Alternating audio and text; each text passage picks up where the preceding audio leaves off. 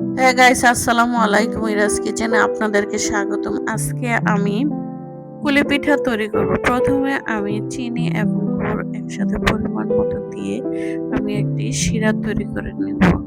এর মধ্যে আমি দুটো এলাচ ও দারচিনি দিয়ে দিয়েছি ফ্লেভারটা ভালো আসার জন্য।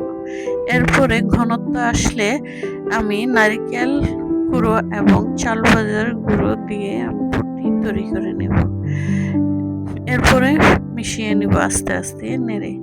এই তো আমার পুর তৈরি হয়ে গেছে। এরপরে আমি পরিমাণ মতো পানি বসিয়ে দিয়েছি।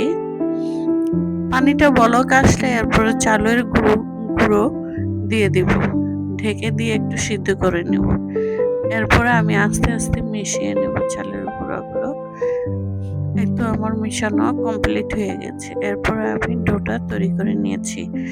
এখন আমি একটু একটু আটা নিয়ে আমি গোল বাটি বানিয়ে নিব। এর মধ্যে পুর দিয়ে পিঠাটা তৈরি করে নিব।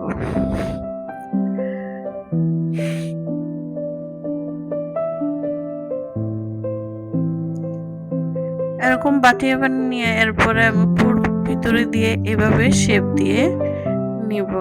এভাবে সবগুলো পিঠে আমি তৈরি করে নিব।